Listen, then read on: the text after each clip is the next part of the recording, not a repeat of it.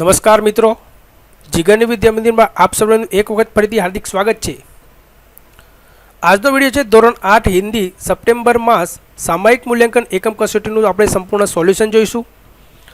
વિડીયોની શરૂઆત કરતાં પહેલાં હું તમને એક રિક્વેસ્ટ કરીશ કે જો તમે મારી ચેનલની અંદર નવા હોવ તો ચેનલને સબસ્ક્રાઈબ કરી લેજો, બેલ આઇકોનને દબાવી અને ઓલ આપી દેજો, જેથી આવા નવા વિડીયો આવતા તમને નોટિફિકેશન સરળતાથી અને ઝડપથી મળતી रहे। तो आओ वीडियो की शुरुआत करिए। प्रश्न नंबर 1 છે निम्मित शब्दों का विरुद्धार्थी शब्द देखकर उनका वाक्य में प्रयोग कीजिए। तो वाक्य में प्रयोग करवानो छे। तो नंबर 1 प्रभात और संध्या। तो संध्या के घर सब अपने घर जाओ। संध्या के घर सब अपने घर जाओ। शीतल और उष्ण। दोपहर की हवा उष्ण होती है।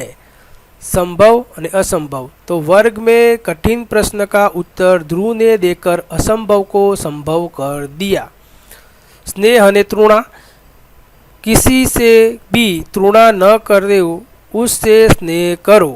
समझ और नासमझ।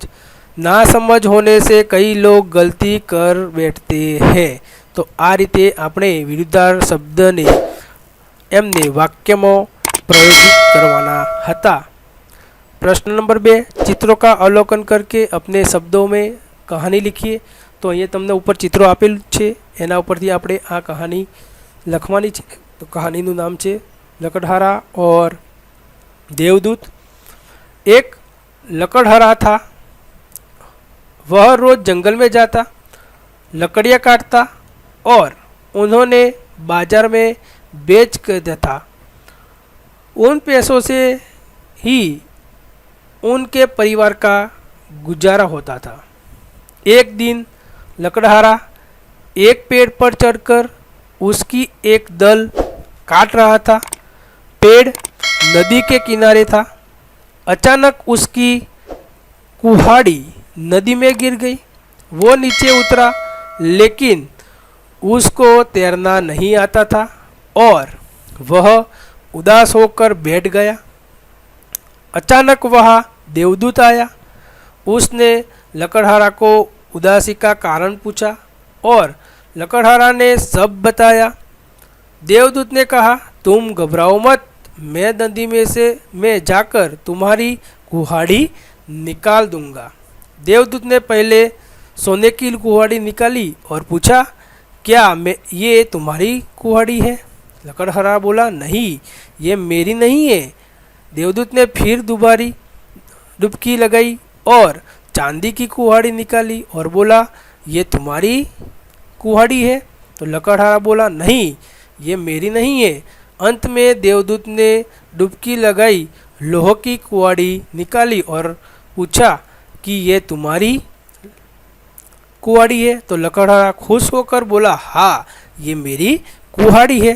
देवदूत लकड़हारा की ईमानदारी पर बहुत खुश हुआ और लोहे की कुल्हाड़ी के साथ सोने और छड़ी की कुल्हाड़ी भी लकड़हारे को इनाम में के स्वरूप में दे दिए।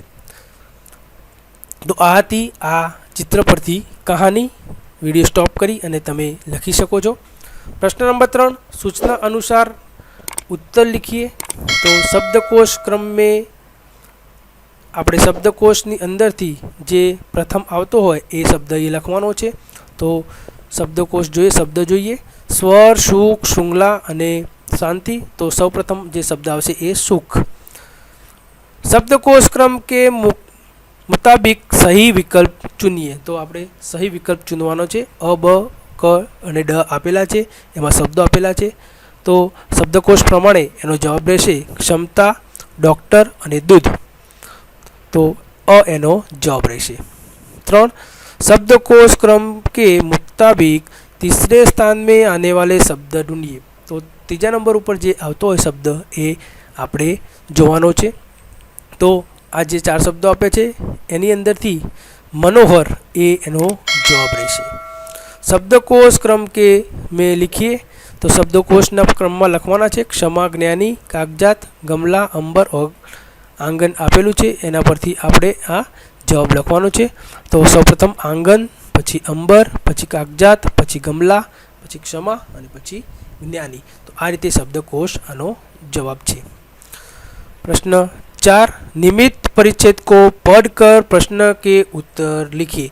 तो नीचे फकरो आपेलो छे, वाँची अने एना परथी प्रश्नो लखवाना छे। प्रश्न 1, ऋषि मुनि स्नान करने के लिए नदी तक पैदल चलकर क्यों जाते हैं?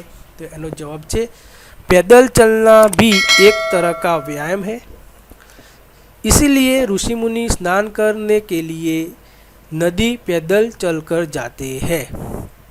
2, सुबह शब्द का पर्यायित शब्द परिच्छेद में से खोज कर लिखिए।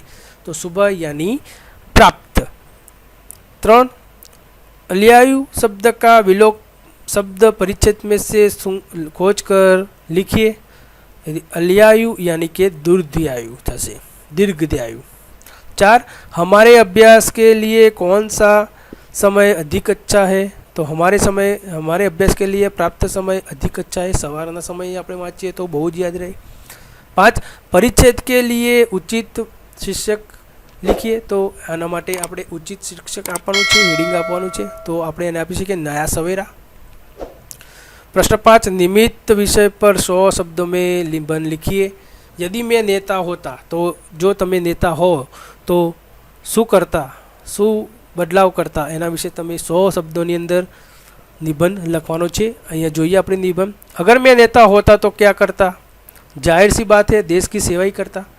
सबसे पहले तो कुर्सी पे बैठकर इशारे की कुछ कर्मचारियों को 2-4 ऑर्डर सुनाता, फिर उन्होंने अंदर आने वाले काम का बोहरा लेता। सबसे पहले जो काम निपटाने हैं उनसे सबकी एक लिस्ट बनाता लेता, जो काम अभी पेंडिंग है उसको पूरा करवा देता। फिर कुछ देर के लिए सफ़ेद पोशाक छोड़कर सादे कपड़े में रंग जाता और बिना सरकारी सेवाओं के जनता के बीच निकल जाता। लोगों से बातचीत करके उसका दुखड़ों को सुन लेता। उन सभी को प्रॉब्लम की एक लिस्ट बनाता, वही बना लेता और वापस अपने दफ्तर जाकर पोशाक पहन लेता। उस लिस्ट में लिखी प्रॉब्लम एक एक करके निपटा देता। अपनी पार्टी के लोगों के तोल दे पतली करवा देता। एक एक हफ्ते की छुट्टियां दे योगा सबको सिखवा देता। अपनी पार्टी के खर्चे को बिल्कुल ही कम करवा देता। भाषण डेली पे खर्चा न करके वो घटा देता। तो आ रीते તમે यदि मैं नेता होता तो निबंधनी 100 વાક્યોની અંદર 100 શબ્દની અંદર તમે નિબંધ લખવાનો છે। તો આ હતું ધોરણ 8 હિન્દીનું સપ્ટેમ્બર માસનું સામયિક મૂલ્યાંકન એકમ ક્વેશ્ચનનું સંપૂર્ણ સોલ્યુશન। જો તમે વિડીયો ગમે હોય તો વિડીયોને શેર કરજો, લાઇક કરજો, કોમેન્ટ કરજો અને જો તમે હજુ સબસ્ક્રાઇબ બટનને ક્લિક ના કરી હોય તો સબસ્ક્રાઇબ બટનને ટચ કરી લેજો, બાજુમાં આવેલા બેલ આઇકોનને ટચ કરી લેજો, જેથી જ આવા નવા વિડીયો આવતા તમને નોટિફિકેશન મળતી રહેશે। તો આવા જ વિડીયો સાથે ફરીથી મળશું, ત્યાં સુધી જય હિન્દ, જય Bharat. Subscribe my channel જીગરની Vidya Mandir અને બેલ બટન ઉપર પ્રેસ કરી અને લેટેસ્ટ અમારી ચેનલના વિડીયો મેળવો।